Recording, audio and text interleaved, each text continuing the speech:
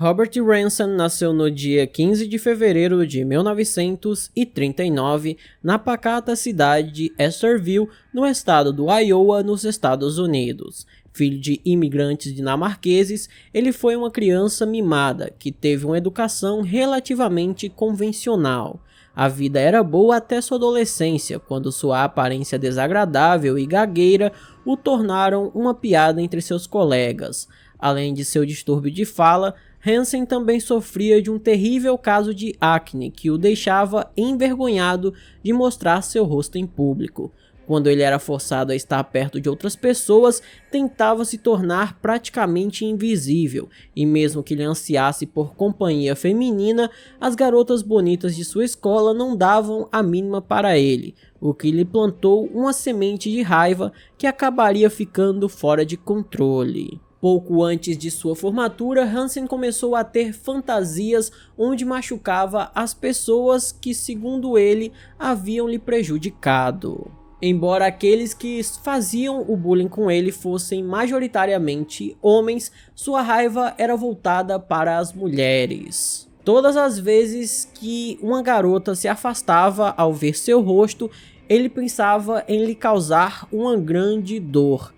E com o passar do tempo, a raiva que ele sentia de suas colegas se estendeu para todas as mulheres. Como ainda não estava preparado para agir de acordo com seus impulsos violentos, Hansen liberou sua hostilidade reprimida contra os animais. Sendo um atirador habilidoso desde muito novo, ele encontrou sua vocação na caça de todas as formas e tamanhos. Um predador nato, ele descobriu que sua autoestima ficava mais forte a cada abate.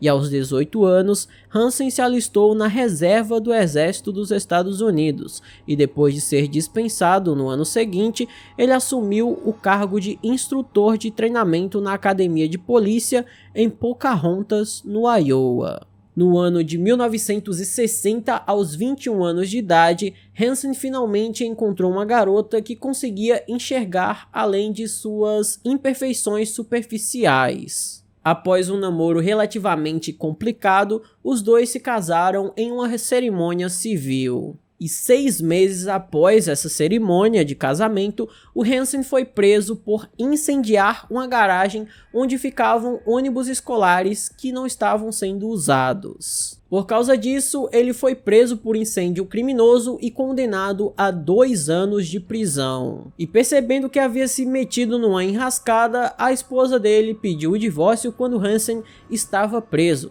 E ela sinceramente fez o certo, porque esse homem se tornaria um monstro. Após sair da cadeia, ao invés de seguir uma vida honesta, Hansen decidiu que iria infligir a lei sempre que tivesse uma oportunidade. Depois de descobrir que tinha jeito para pequenos furtos, roubar logo se tornou seu passatempo favorito. E apesar de sua falta de moral, em 1963, aos 23 anos de idade, ele encontrou uma mulher que estava disposta a ajudá-lo nos bons e maus momentos.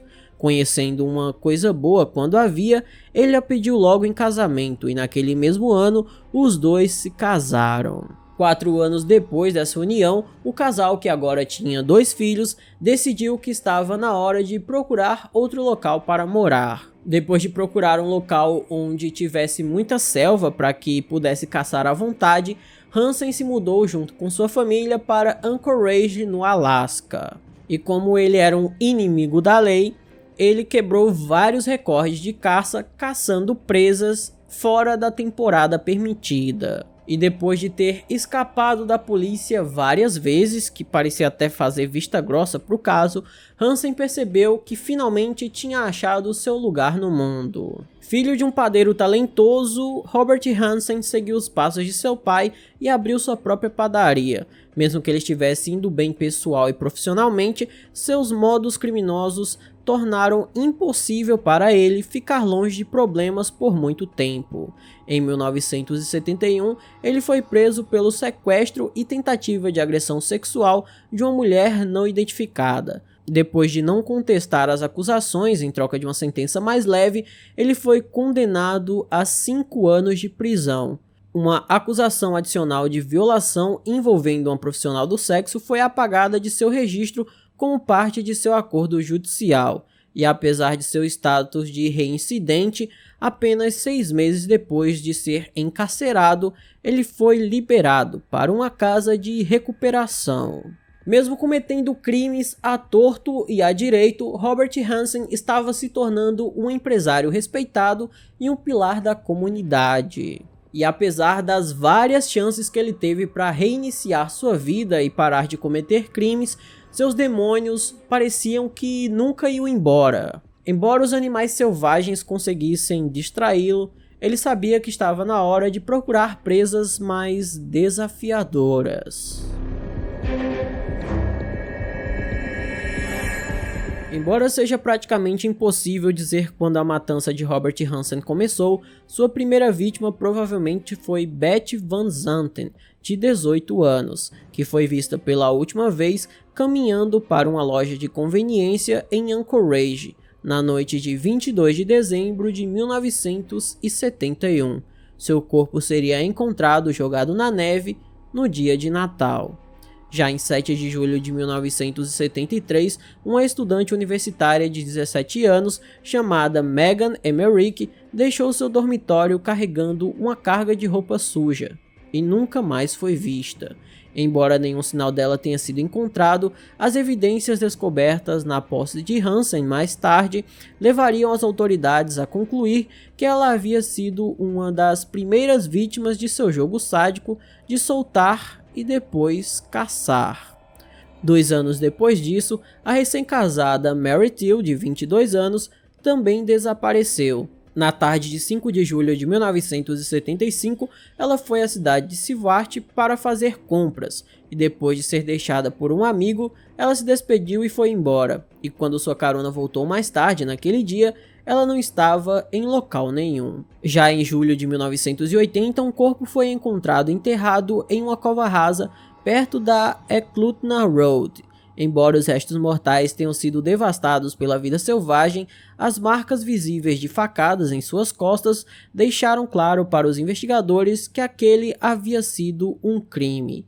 A mulher, que estava no final da adolescência no momento da morte, nunca foi identificada, e para que ela não deixasse este mundo sem um nome, a polícia a apelidou de Eklutna N, em referência ao local onde ela foi descoberta.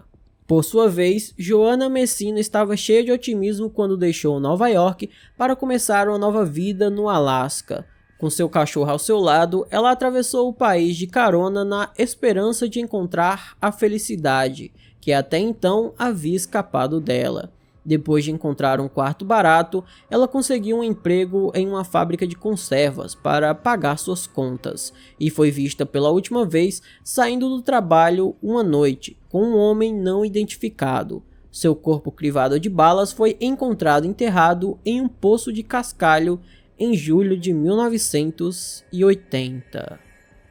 A dançarina exótica Rosanne Island saiu do quarto de hotel que dividia com o namorado na noite de 28 de junho de 1980, supostamente para se encontrar com outro homem, e ela nunca mais foi vista ou ouvida. Embora seu corpo nunca tenha sido recuperado, Robert Hansen acabaria confessando o crime. Lisa Futrell, de 41 anos, foi vista pela última vez na noite de 7 de setembro de 1980, saindo de um clube de striptease chamado Great Alaskan Bush Company. Desde o momento em que ela disse aos colegas que estava saindo com alguém mais tarde naquela noite, presumiu-se que ela havia se dado mal em seu encontro misterioso, e seu corpo em decomposição foi encontrado debaixo de uma ponte no dia 9 de maio de 1984. Já em 12 de setembro de 1982, caçadores tropeçaram em um esconderijo de ossos nas profundezas da floresta. A perícia determinaria mais tarde que os restos mortais eram de Sherry Morrow, de 23 anos, dançarina de um bar chamado Wild Sherry. Ela estava desaparecida desde novembro de 81, e a causa da morte foi um tiro na nuca. Infelizmente, como é o caso de muitas das vítimas de Robert Hansen, pouco se sabe sobre como elas viviam e como morreram. A maioria não havia nem sequer sido dada como desaparecida. Em alguns dos casos, seus desaparecimentos simplesmente passaram despercebidos. Continuando com as vítimas, chegamos até Andrea Altieri, de 22 anos, que foi vista pela última vez voltando para casa após seu turno na Great Alaskan Bush Company, no dia 2 de dezembro de 1981. Embora seu assassino mais tarde admitisse ter tirado sua vida, seus restos mortais nunca foram achados. Sue Luna, de 23 anos, perdeu a vida da mesma forma que as outras vítimas. No dia 26 de maio de 82, após ser apanhada na cidade, ela foi levada para a área do rio Kinnitt e forçada a tirar suas roupas. Completamente sozinha e vulnerável, ela foi instruída a correr para a floresta. Depois de ter permitido que ela avançasse alguns segundos, seu raptor começou a persegui-la com um rifle de caça na mão, e o corpo dela foi encontrado 2 anos depois. Em abril de 1984, o esqueleto de uma jovem foi encontrado 40 milhas ao norte de Anchorage, escondido na mata ao lado do rio Kinnitt.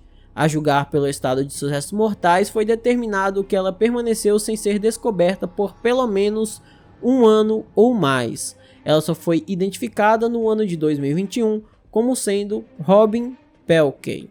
Ela nunca havia sequer sido declarada desaparecida. Em abril de 1983, a garçonete Deline Frey, de 20 anos, foi declarada desaparecida. Seu corpo, como tantos antes, foi encontrado às margens do rio Kinnitt, que por acaso era um dos locais de caça favoritos de Robert Hansen. Como a lista de vítimas não para, Paula Goldin, de 31 anos, nativa do Arizona, outra dançarina da Great Alaskan Bush Company, desapareceu em 25 de abril de 83. Seu corpo foi descoberto 5 meses depois em uma cova rasa improvisada perto do rio Kinnitt.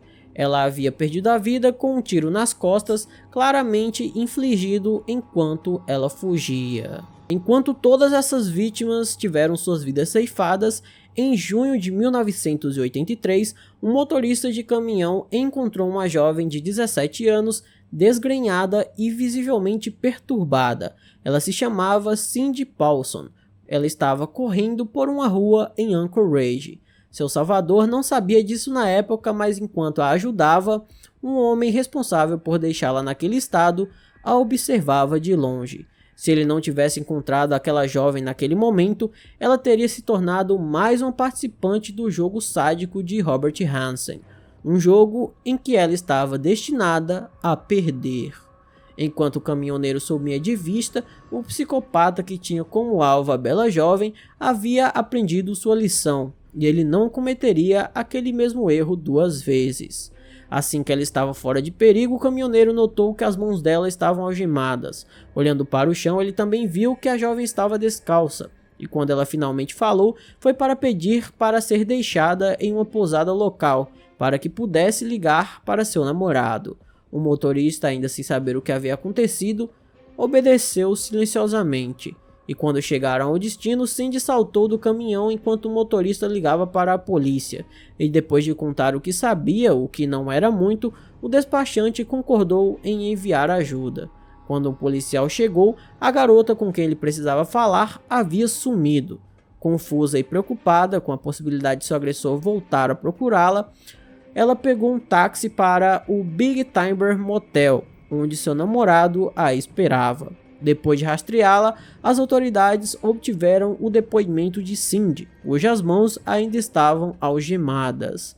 A história que ela contou foi realmente arrepiante. Ela lembrou que estava trabalhando nas ruas naquela noite quando um homem que ela nunca havia visto antes parou e lhe ofereceu $200 por um ato sexual muito específico. Como aquele valor era muito maior do que o normal, ela concordou e entrou no carro.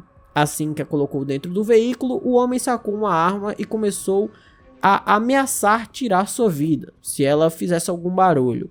Ele dirigiu até sua casa, onde a violou e a agrediu por várias horas. Quando terminou, ele colocou uma corrente em volta de seu pescoço e a prendeu em um poste no porão, garantindo que ela não poderia escapar. À medida que a noite avançava, o homem voltava periodicamente para violá-la, antes de subir as escadarias. A certa altura, depois de tirar uma soneca, ele soltou a corrente e levou Cindy para fora de casa. Depois de forçá-la a voltar para o carro sob a mira de uma arma, ele dirigiu até um aeroporto próximo onde seu avião estava o esperando. Ao longo do caminho, seu sequestrador explicou que iria levá-la para uma cabana remota que possuía no meio do deserto. Depois de ouvi-lo falar sem parar sobre como eles ficariam isolados do resto do mundo, Cindy sabia que se ela entrasse naquele avião, não teria mais volta. Quando chegaram ao aeroporto, o homem a havia deixado no carro enquanto carregava suprimentos para o avião. E quando ele se afastou, ela saiu correndo. Sem saber onde estava, partiam em direção à rua movimentada próxima à pista de pouso. Enquanto corria o mais rápido que seus pés permitiam, ela podia ouvir seu agressor lhe perseguindo. E foi aí que o motorista de caminhão apareceu, a salvando de um destino horrível. Sabendo que seria a palavra dela contra a de seu agressor, e que a polícia provavelmente acreditaria no agressor dela, já que ela era uma prostituta, Cindy resolveu deixar seus sapatos propositalmente no carro dele, para provar que ela esteve lá. Ela também havia decorado todos os detalhes que podia se lembrar, como por exemplo, o rosto do seu agressor, que era marcado por cicatrizes de acne, e também o fato dele ser gago. Além disso, ela deu detalhes muito precisos do carro de seu agressor e do avião que ela viu na pista. Além de ser um membro respeitado da sociedade, Robert Hansen também era um piloto licenciado e o orgulhoso proprietário de seu próprio monoplano. Essas pistas, junto com seu rosto marcado, levaram os investigadores a fazer uma visita à sua casa. Quando eles confrontaram Hansen com as queixas de Cindy, ele negou todas as acusações, dizendo que nada daquilo era sua culpa. Pela maneira como ele contou, embora fosse verdade que ele havia buscado a garota na noite em questão, o resto da história era um monte de mentiras que ele inventou para encobrir suas próprias tentativas de extorsão. Segundo ele, Cindy nada mais era do que uma prostituta de rua com uma vingança contra ele. O que realmente aconteceu foi que depois que ele pagou pelos serviços prestados, ela tentou fazer com que ele desembolsasse mais dinheiro, o ameaçando com chantagem. Para reforçar seu caso, ele até forneceu aos policiais o nome de uma testemunha de álibi, e quando a polícia falou com o contato dado por Hansen, John Henning disse a eles que Hansen estava em sua casa na noite desse suposto sequestro. O homem estava tão convencido da inocência de seu amigo que disse que poderia ir até um tribunal e dizer a mesma coisa. Tendo ouvido os dois lados da história, a polícia resolveu acreditar no respeitado empresário ao invés de acreditar na prostituta, mesmo que a garota estivesse visivelmente traumatizada e toda machucada. E o pior de tudo é que nenhum dos policiais teve a competência de processar toda aquela situação e entender que o caso de Cindy era muito semelhante com os corpos que estavam sendo encontrados, até porque o local que ela descreveu batia exatamente com o local que o Hansen gostava de caçar. E infelizmente, por causa disso, outras pessoas acabariam cruzando o caminho de Robert Hansen e não teriam a mesma sorte que Cindy teve. O último contato que alguém teve com Malai Larsen, de 25 anos, foi em junho de 1981. Como ela era conhecida por desaparecer por longos períodos apenas para aparecer novamente do nada, como e quando ela desapareceu é desconhecido. A única certeza é que ela teve a vida ceifada em algum momento antes de 24 de abril de 1984, data em que seu corpo foi descoberto. Teresa Watson, de 23 anos, foi apanhada em Anchorage em algum momento entre 1981 e 1983. Levada para o deserto, teve a vida ceifada a sangue frio. Seus restos foram encontrados em 2 de maio de 84. Já na noite de 1º de fevereiro de 1983, Angela Federn, uma prostituta de 24 anos, disse a amigos que tinha um encontro com um médico rico.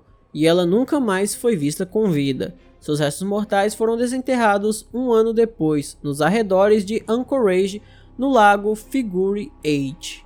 Tamara Pederson desapareceu sem deixar vestígios depois de deixar o Wild Cherry, onde trabalhava como dançarina em uma noite de agosto de 82. Seu destino só seria conhecido no dia 29 de abril de 84, quando seu corpo, que havia sido reduzido a ossos, foi encontrado não muito longe do rio Kinnitt. Ao contrário de seus colegas, o policial estadual da Alaska, Glenn Flood, havia encontrado um monte de informações no arquivo de Cindy Paulson. Depois de ouvir o relato dela, o policial sabia que Cindy era a peça-chave para resolver o caso das mulheres que estavam sendo encontradas sem vida. Como o investigador principal do caso, ele viu uma verdade nas palavras dela que os outros policiais não conseguiam enxergar. Percebendo que tinha um serial killer em suas mãos, o policial sabia que tinha que agir rapidamente ou outras vítimas iriam aparecer. Na esperança de desenvolver um perfil do homem por trás dos crimes, ele procurou a ajuda do agente do FBI, Roy Hazelwood. Depois de estudar os arquivos do caso, Hazelwood compartilhou que o assassino era um homem que vivia para a caça. Ele também era um solitário que nunca teve sorte com o sexo oposto. Sofrendo de baixa autoestima, ele era um introvertido cuja raiva fervilhante podia explodir em violência sem aviso prévio. Sendo um caçador de troféus, ele se sentia compelido a guardar lembranças de suas mortes. Em uma suposição que se revelaria assustadoramente precisa, ele acrescentou que eles deveriam procurar um homem com gagueira perceptível. Aquelas informações valiosíssimas entregues a Glenn Flood por Hazelwood fizeram com que ele percebesse que tudo indicava para Robert Hansen. Afinal de contas, Hansen tinha um avião, era gago e também era um homem que vivia para caça. Depois de ter verificado o relato de Cindy pela milésima vez, ele se convenceu que o padeiro Robert Hansen era um serial killer. Com as declarações de Cindy, o perfil traçado pelo especialista do FBI e o que ele sabia de Robert Hansen, Glenn Flood pediu um mandado para seu carro, casa e avião. E graças ao seu histórico de sempre conseguir concluir seus casos pegando o criminoso, ele conseguiu os mandados de busca para tudo que pediu. E essas buscas foram realizadas no final de 1983. Uma vez iniciado o processo, não demorou muito para que as evidências contra o principal suspeito começassem a se acumular. No primeiro de muitos golpes de sorte, uma coleção de joias pertencentes às vítimas foi encontrada escondida na casa de Robert Hansen, exatamente como Roy Hazelwood havia previsto. Enquanto os investigadores caminhavam de cômodo em cômodo, um pequeno arsenal de armas de fogo foi descoberto escondido no sótão. Um dos itens mais significativos descobertos foi um mapa que alguém, na verdade o Robert Hansen, havia escondido atrás da cabeceira de sua cama conjugal. Após um exame minucioso, descobriu-se que o mapa estava pontilhado com a letra X. Com o tempo, a polícia notou que cada um desses símbolos marcava o local onde um corpo havia sido enterrado. Pouco depois de fazerem as descobertas incriminatórias, os detetives trouxeram Hansen para um interrogatório. Na esperança de sair daquela situação, ele inicialmente negou tudo. Dessa vez, ao contrário do que aconteceu com Cindy, a lei não estava do lado dele, e depois de saber das evidências encontradas em sua casa, Robert Hansen optou por confessar. O padeiro açougueiro, como veio a ser conhecido, acabou dizendo que sim, ele tirou a vida de muitas daquelas mulheres que foram encontradas sem vida, mas a culpa era delas. Assim como havia feito com Cindy, ele pintou suas vítimas como pessoas que tentaram extorquí-lo. Mas ele percebeu que os policiais não iam dar a mínima para o que ele tinha a dizer. Ele podia tentar inventar qualquer história que os policiais não iriam acreditar. Então, ao perceber isso, ele finalmente contou a verdade, mas só uma parte dela. Robert Hansen confessou que havia ceifado a vida de muitas mulheres entre os anos de 1971 e 1983. Seu modus operandi era buscá-las em Anchorage ou Palmer, levá-las de volta para sua casa enquanto sua família estava fora e submetê-las a várias horas de violação e agressões. De lá, ele as levava para sua cabana no vale Matanuska-Susitna, onde se vestia com equipamento tático antes de despir as vítimas, incluindo tirar seus sapatos. Ele colocava uma venda sobre seus olhos e dizia a elas para correr. Ele então as seguia até a floresta, onde as caçava e atirava nelas com um rifle de alta potência. Enquanto os investigadores ainda estavam processando todas aquelas informações que recebiam, o Hansen também falou que havia violado pelo menos 30 mulheres, só que na maioria das vezes ele deixava que elas fossem embora. Ele também confessou ter sequestrado, violado, agredido e ceifado a vida de pelo menos 17 mulheres, mas os investigadores acreditavam que aquele número facilmente passaria de 21. Além desses casos, ele também agora foi acusado de violação contra Cindy Paulson. E enquanto estavam preparando o julgamento, os especialistas de balística também comprovaram que todas as cápsulas que foram encontradas nos corpos das vítimas pertenciam a armas de Robert Hansen. E como se tudo isso já não bastasse, o John Henning, aquele amigo lá que tinha dado um álibi pro Hansen no caso da Cindy Paulson, ele apareceu e disse que tinha mentido e estava arrependido. Ou seja, como em outro caso que eu já contei aqui no canal, né, você pode ver aí o caso do professor e da prostituta, por causa da Cindy ser uma prostituta, a polícia não acreditou nela. E ela era, obviamente, uma vítima. Ao saber de tudo isso, Robert Hansen pediu para fazer um acordo. Ele se declararia culpado dos assassinatos de Eklutna N, Joanna Messina, Sherry Morrow e Paula Golding, bem como da violação de Cindy Paulson. Tudo isso para cumprir sua pena em uma prisão federal ao invés de uma estadual. Ele também insistiu que nenhum meio de comunicação deveria estar envolvido. Em troca desses favores, ele iria interpretar o mapa de onde enterrou suas vítimas para que os investigadores as achassem mais facilmente. E a partir de fevereiro de 1984, com a ajuda de Robert Hansen, os agentes da lei conseguiram recuperar e identificar a maioria de suas vítimas. Com idades variando de 14 a 41 anos, elas foram localizadas seguindo os X que estavam no mapa do criminoso.